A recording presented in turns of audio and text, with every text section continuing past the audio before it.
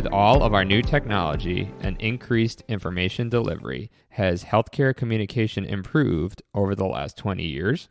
Learn the answer to this question and many more on this episode of the Talk2MeDoc podcast.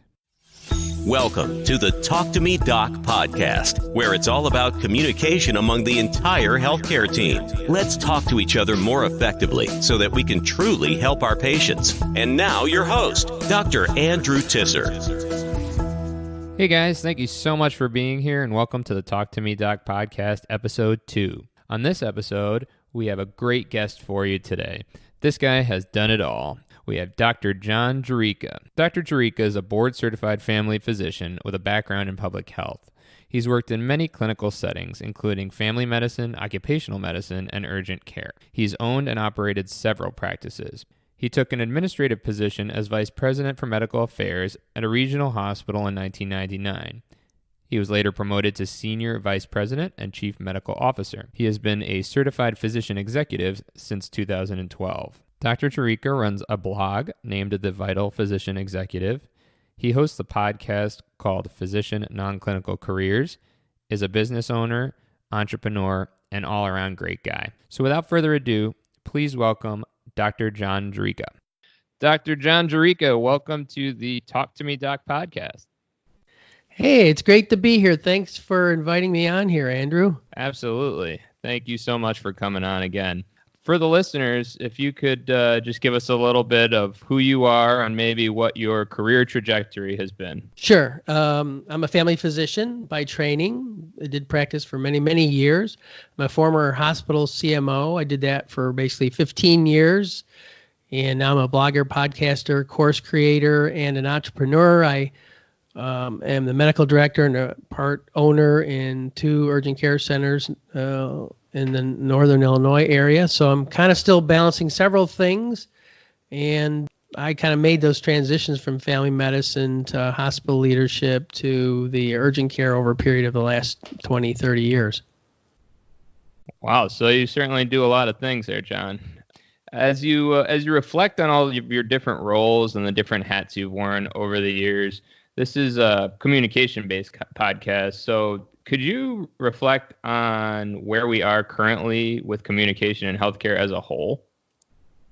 Oh, boy. Yeah, I think communication is kind of one of those timeless things. Although I will say that things have changed drastically over the past 30 plus years that I've been in practice. When I started, we didn't really use cell phones at all to communicate. We had pagers. We didn't have texting. We didn't use email. And then over the years, that all came online. And then, of course, we were still on paper charts. And now that's all changed, and we're on EMRs. And all of our meetings, if we had to discuss something or talk about a patient, it had to be over the phone or on a meeting. And now we can do web-based meetings, Zoom meetings, things like that. But I don't know the communication and either the good or bad of communication has really changed that much. I mean, it's changing the method, but I think as humans, we keep making the same mistakes when it comes to communication. And given that it's super important, not only in patient care, but in running a business, a practice, running a hospital, a health system, it's just unfortunate that these problems sort of seem to never go away. Sure. What do you think some of those problems are? Well, communication is such a vast area. There's a couple that stand out to me. When I think about communication, if I were going to boil down the big issues, and I'll try and even boil it down to the biggest one in my mind, but on the front end, I think the inability or lack of attention to listening from the very front end. Listening is a big problem. We're busy, physicians and clinicians, leaders, managers, and we start the whole communication process wrong when we're interacting with almost anybody if we don't actually stop and actively listen. So that's that piece that I see continually going wrong. And then on the other end, the thing that I like to talk a little bit more and focus on myself is that there's often a lack of clarity when we do get down to trying to have a two-way conversation. So what I mean by that, and this can be, well, actually electronic made it worse. It used to be, let's say I was sitting across the table from you, we could have a conversation. There's a pretty good chance that 15, 20, 30% of that, you're probably not really understanding the point I'm trying to make. I'm not understanding you. Part of it's because we're not listening, but part of it's because we're not being clear in what we're trying to get across. But at least we have the body language. We can see each other. Is there any emotion with it? You take that kind of communication, you put it on a telephone. Okay, now the body language is gone.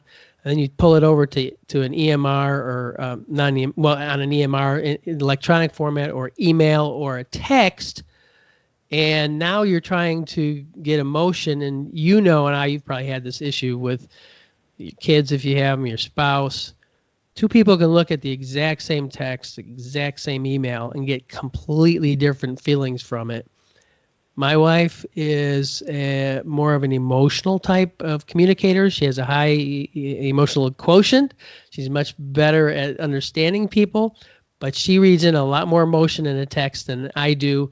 I'm a very logical, so to speak, very sort of numbers-oriented person. And when I look at like a 2-sentence text, it has no emotion. It's just basically it's trying to tell me something. So, and you've got everything in between. So when I was the CMO, clarity was a really big deal, and if you like, I can give you some examples of why that was an issue. Yeah, please. That'd be great. So I just saw so many examples where the lack of clarity led to problems. So, and the main problem I'm talking about is patient safety and patient quality of care. I mean, if I was in a hospital setting, and again, I'm going to go back to years ago, things that people of your generation don't really think about, but CMS had to put in a rule that you couldn't use abbreviations. I can't tell you how many patients were harmed because myself or another physician would write something out, abbreviate an order in a chart, which would then be misconstrued and would just get the wrong medicine, get the wrong dose. So, I mean, that was one obvious example. Now, that has been eliminated essentially by electronic medical records and order sets and so forth. And the whole issue of handwriting has been solved. But that was one example, but those things continue. You're giving a verbal order over the phone to a nurse. You're supposed to do a readback. Sometimes we do the readback, sometimes we don't. It's extremely easy to have a breakdown in communication. And what's going to happen? The patient is going to suffer. And this is not an uncommon cause for lawsuits. It's not an uncommon cause of poor patient outcomes or safety problems. And even I remember an example with my CEO and the leadership team. So kind of take it out of direct patient care. But we would have regular meetings. They were planning meetings, and it was a senior executive team. There were 10 of us in the room, the CEO, the COO, myself, the senior VPs, whoever was over HR, so on and so forth. And we would have, conversations, strategic planning, goal setting, and so forth. And the CEO would have expectations. Okay, we discussed this issue. COO, next week, make sure you come back, follow up with us on this particular problem, what action you took, and what the results were.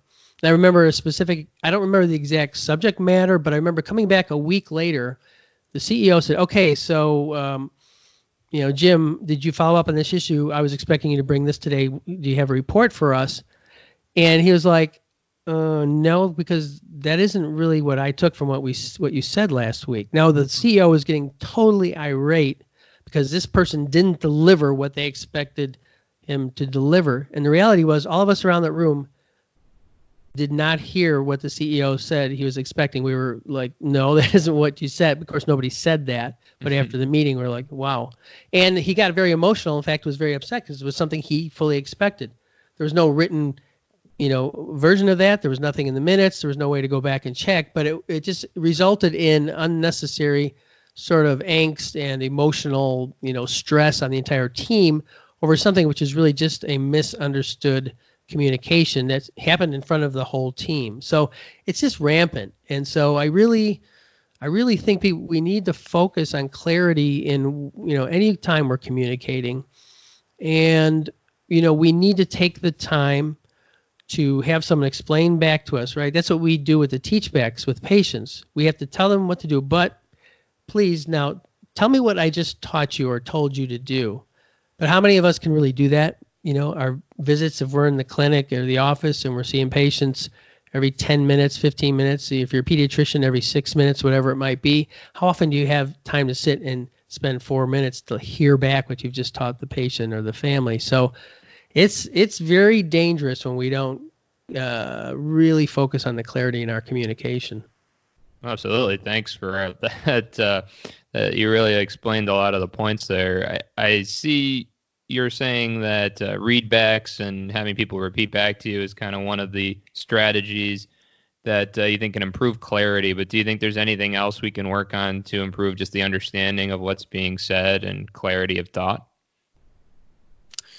Well, see, I think part of it, and I don't think I really have the ultimate answer, but I think what helps me and some of the people that I work with is to slow down. And again, sometimes you can't, but when you're in a hurry to communicate, you're not going to formulate your communication all that well. And so you need to slow down and take time.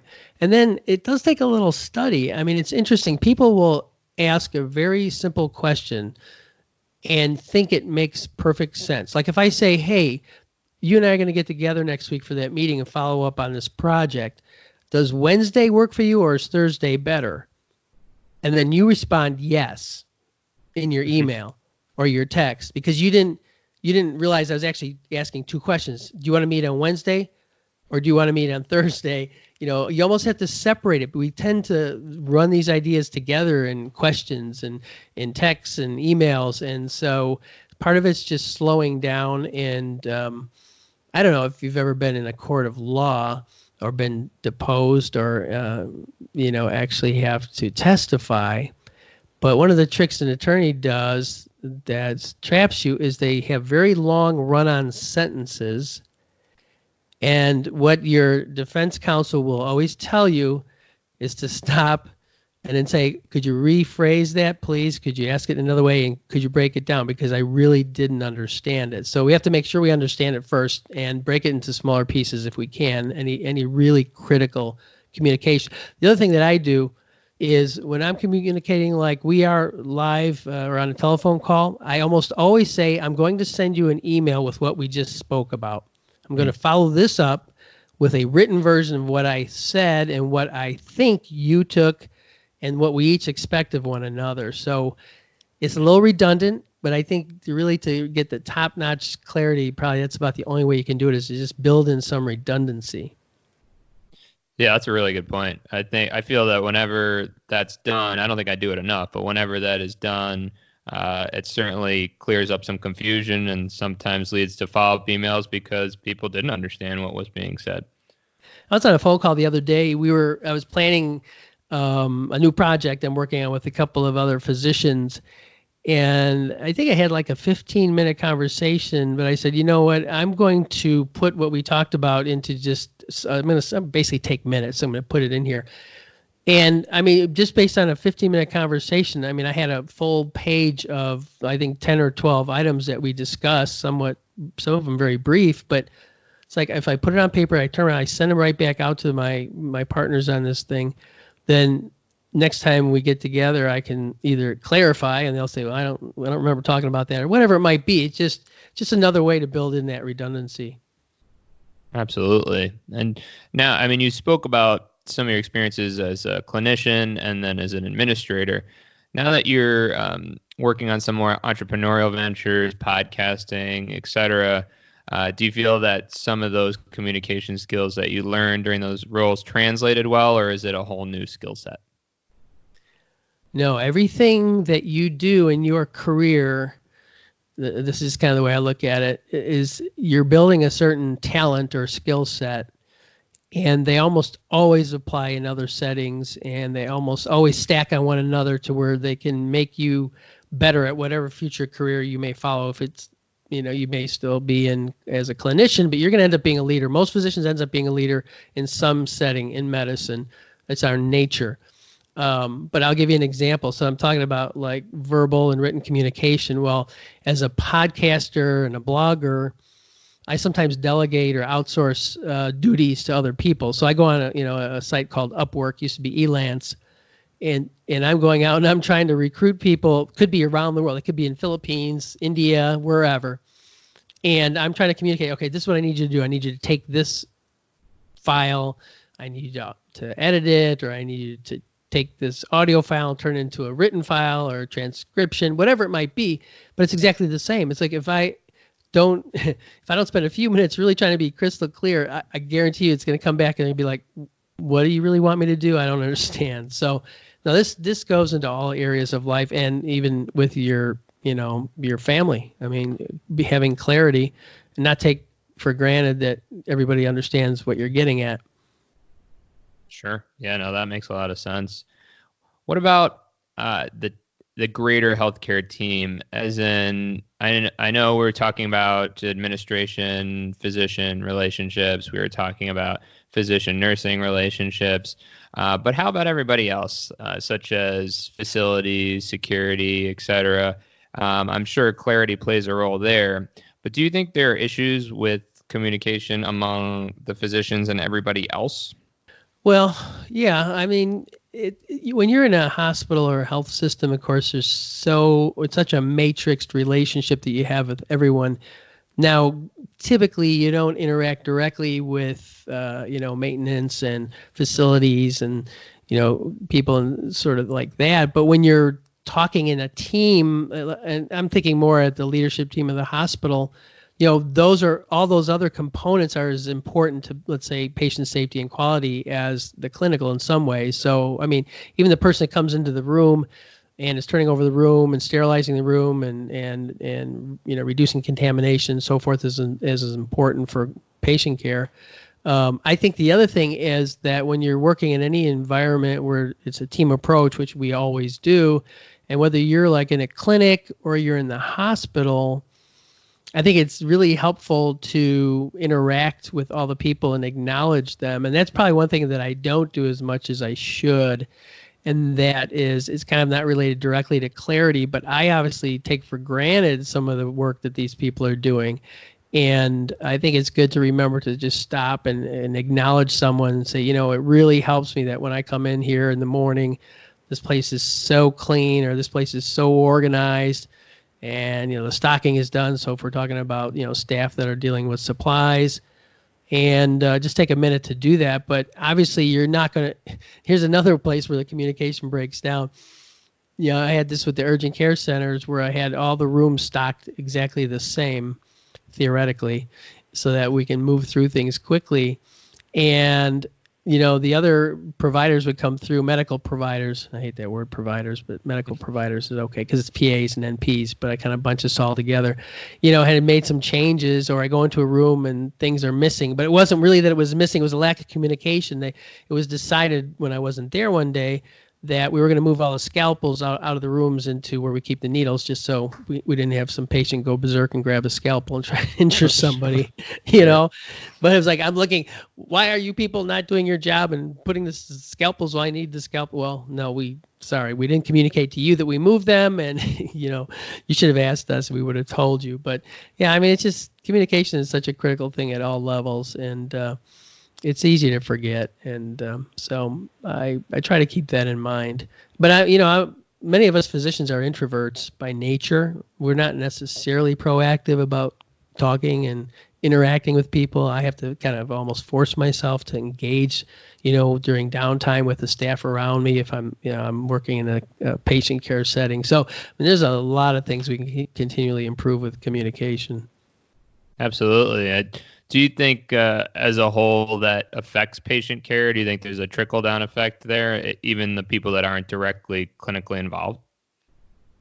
Well, yeah. I mean, the patients do interact with those people, depending, at each step of the process. Maybe not the people that come in and clean the rooms at night or something, but I mean, all the staff that are actually physically in whatever environment you're working in. So you kind of indirectly can improve the communication of them, or their relation to these patients by relating better to them, because your part of it is just modeling. So, this is another interesting thing about communication. I read a book. I think you had asked me to think of some books I was interested in, but one of the things that I read was really so true. It says that for a leader, there is no trivial comment.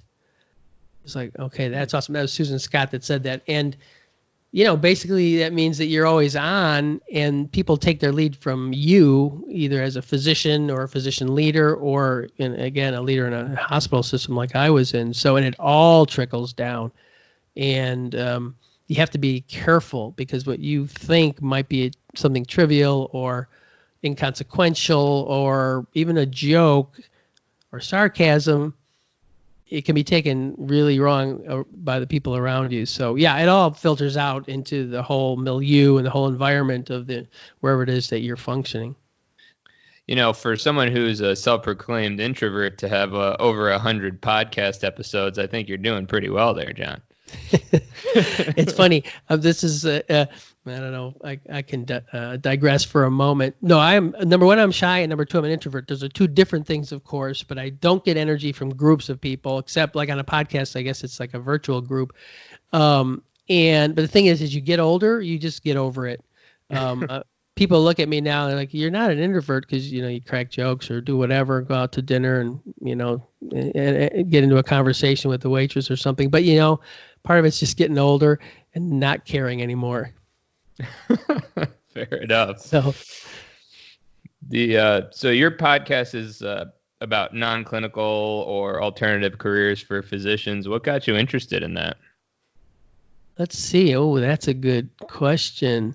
Here's what happened. I think I was really interested in sharing my expertise about leadership, physician leadership, and trying to promote physician leadership and so forth. So I wrote the blog. I was writing the blog about becoming a medical director and working as a CMO and how to work on a leadership team and so forth. And I had some interest in that, but then it occurred to me that going into hospital leadership or hospital management was just one of many non-clinical careers. I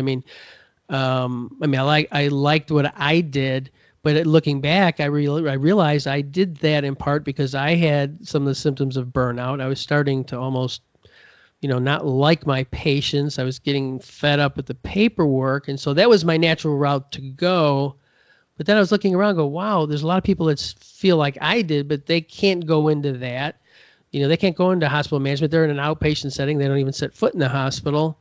And I became intrigued and interested in physicians who were doing coaching for people with burnout, physicians who had made a shift to other non-clinical careers. And so I basically decided to do the podcast so I could learn about non-clinical careers from others that were doing it. It was sort of like I wanted to become the expert in a way, but I knew I wasn't. So I thought, well, I'll just talk to physicians that have done these other non-traditional careers. And so that was the inception of the podcast. I've never really dug deeply into burnout. There are a lot of people that do burnout. They talk about burnout. They try to address burnout. They teach about burnout. And I'm more or less, and I'm not against physicians staying in clinical medicine. In fact, I encourage it. I just don't think they should stay in a soul-crushing form of clinical medicine, And so if you can fix it by getting a different boss or going to a different organization, do it. But don't just sit there mired in the pain and the, if you start to feel like you don't care, like you're not engaged, there's something wrong. And most physicians don't even realize that they're burnt out, but at least initially. But anyway, that's what drove me into the podcast. And now there's so many. I've interviewed, I don't know, maybe 80 physicians or so, 70 or 80. I do some solo episodes. And I've almost kind of only scratched the surface because there's so many careers out there that I wasn't even aware of and that I've not even spoken to people about yet. So I'm just trying to get new guests with different topics that we can address. And hopefully I'm just there to help the rest of the physicians out there. I want all of my colleagues. We're in a group, you and I, other physicians, we're elite in some way. And I don't mean that, like we're better than anybody else, but we're kind of like the military. We have gone through a process, and I think our process is even a lot longer than the military. Unless you're a lifetime, in the military. But it takes us so long to get through it, and it's such a similar process that we all go through that we are automatically, part of this group that we can all relate to one another at some level. And we're all professionals. And I hate it that my colleagues are miserable, some of them. And so that's why I do the podcast. Yeah, A little plug for John's show. I love it. I've been listening for a long time now, and it's just amazing to hear how many different things that physicians have done, whether it be on the side or as a full-time transition, careers you never would have thought were possible, because they definitely don't teach you about them in medical school, nor do they teach you about communication, for that matter. That's right. There's only so much time, and every time you want to put something into a med school curriculum, you have to pull something out. So there's a lot of resistance to doing that. Yeah, that's fair. I don't know why it's always a take it or leave it kind of thing, but with improving curriculums and changing curriculums, that's a really long process. Yeah, no, there should be more. There should be more about a lot of things, non-clinical careers, or actually clinical careers that build on your medical degree and so forth. But also, how to deal with money and how to lead people. They don't spend that much time. I mean, as a physician, even if you've stayed clinical your whole life, you're going to be leading teams. And so it's a little bit by experience, but they're not always very just upfront about that. Absolutely. Well, I think we've already kind of transitioned to the second part of the show, which is really just trying to get to know the guest a little bit better. So we talked about your podcast and some of your motivations, but let's talk about books. I'm a bit of a nerd when it comes to reading books. So how about one current book recommendation and maybe a favorite book of all time? Let's see here. Okay, let me boil it down. Something that I read not that long ago, but I think is really interesting, and it's called Deep Work by Cal Newport. Mm-hmm.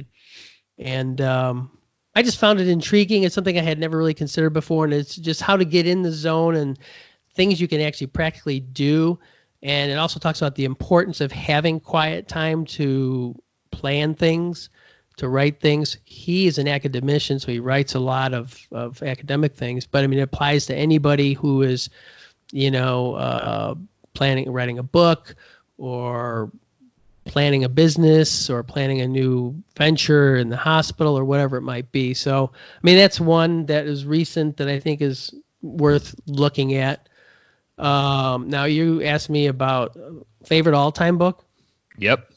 Okay, so now you're going to have to tell me whether it is going to be based on the number that I've given away because I thought people would like it, or based on the number of times I've read the book myself. How about the number of ones you've given away? Okay, so this is one. This is going to be, I don't know, I feel foolish even saying this. I took my family on basically to Africa for a safari type experience, photographs and things. It was an awesome vacation. I came back, we were in the airport, and I saw a book, and I grabbed it. I brought it with me home. I read it on the plane. And when I looked back, I thought to myself, the high point of this trip was finding that book. Wow. Now, it's called The 4-Hour Work Week by Tim Ferriss. Now, I'm sure you're familiar with it. Yes. The guy's an icon. Of course, he has the long-form podcast, so maybe I'm interested in that for that reason. But really, it was just an eye-opener for me. It was like, okay, there are possibilities. The book is not about trying to do work where you only work 4 hours a week, obviously. But it's a compilation of a lot of different things, and it just kind of basically says that you can create your own life, your own lifestyle. It's about lifestyle redesign and all kinds of different things. So the title's kind of, for those that haven't read it, he's got the 4-Hour Chef, and there's a lot of follow-up books, but that one is like the beginning, and it's one of my favorites, and it's the one I've given away the most because I found it so interesting. Yeah, that's a great book. I think a lot of the lessons in there about automation can really apply to busy healthcare professionals, and some people are just put off by, I can't work 4 hours a week, but that's not what the book's about at all. No, he admits it. It's sort of like a spammy or scammy type of title, kind of I don't know what you call clickbait type thing. But no, I mean, that's not really what it's about. But it is about taking control and then implementing these new things, like you said, automating things and improving your effectiveness. And so, yeah, that's really been very popular. So, John, what do you like to do for fun? Oh, for fun. Well, I do like to do the podcast and the blog and work with people in this whole setting. That's one thing. Other things I do, I work out fairly regularly. I compete in masters track and field events in the 100 and 200 meter dash. And I play the bluegrass guitar when I have time and spend time with family. That's cool. Bluegrass guitar. I'm a bluegrass banjo player myself. Oh, no, you're kidding me. I know. That is fantastic. You know how hard it is to find a banjo player or a mandolin player? And we were living in Chicago. It could have right. been perfect. A small group of us, I had a banjo player, mandolin player, fiddle player, and occasionally a bassist, and we'd go to the nursing home once a month and play for the seniors, folk music and bluegrass. We did that for like 8 years. That's amazing. I'm sure that was a big hit. It was fun. Well, you already answered my next question about a piece of advice to physicians in regards to communication. So finally, John, if people want to reach out to you, learn more about what you do, where can they find you?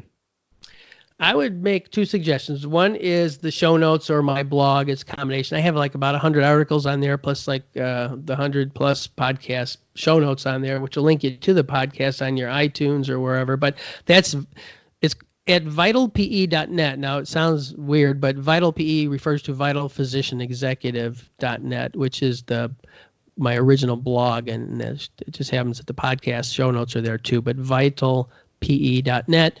And then the other one that's pretty popular is the Facebook group. For those looking at non-clinical careers, it's Physician Non-Clinical Career Hunters Facebook group on Facebook. You have to apply. You have to be a physician. We have over 12,000 members, getting close to 13,000, and they're all physicians. So that, if you're interested in learning more, you just go there and check that out. Great. Well, this has really been a lot of fun, John. I learned a lot, and I hope to talk to you pretty soon.